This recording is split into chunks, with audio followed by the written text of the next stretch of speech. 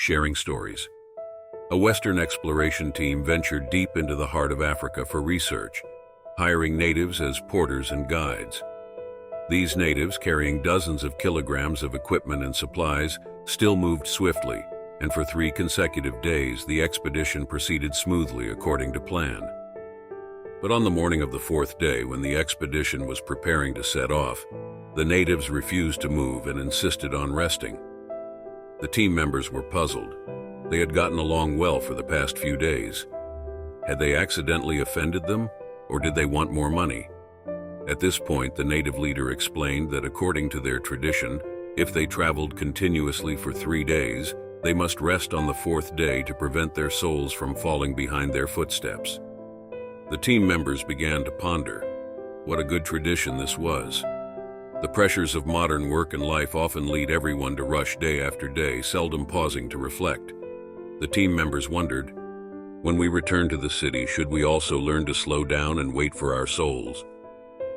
Moral: as the saying goes, sharpen the knife before cutting wood. Leisure and work are not contradictory.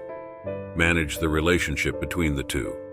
Immerse yourself fully in work when working, and relax thoroughly when relaxing, putting work aside and not worrying incessantly. Busyness is a state of life, but it should not become the norm of the soul. If all one can experience from busyness is annoyance and turmoil, it is difficult to experience the relaxed and free state of mind. In the busy secular life, maintain a calm attitude. Let the fatigue and unhappiness of busyness settle in the heart, and let time dry them into memories of past struggles. This is the way to find joy in work. Some people simply use work to fill their lives. If so, life will only be one color, gray.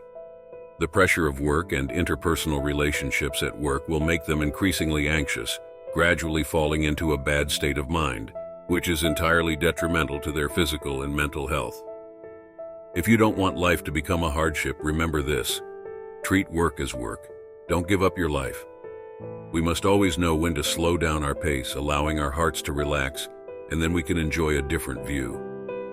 There are 4 forces of diligence in the world, one of which is the force of rest. Because rest is like refueling a ship or plane, or replenishing a military force after a battle, reorganizing and recuperating in the rear before setting off again. Proper rest is very important. The sun, moon, stars, mountains, rivers, and earth all need rest. Insects hibernate, pheasants sleep early, hard-working ants rest in their nests, and busy bees also need time to rest after making honey. However, unfortunately, in the highly competitive social environment, rest is sometimes abused by some employers who consider it an excuse for lazy employees. While there are always some unproductive employees in society, most are willing to exert themselves at work, and after being busy, they should have time to replenish themselves, that is, to have rest. After resting, they should also rejuvenate themselves, step forward, and continue their work. That is the meaning of rest. Bad habits start off as guests, then become close friends, and finally become our rulers, controlling us all the time. Therefore, we must eradicate bad habits from our behavior, language, and thoughts.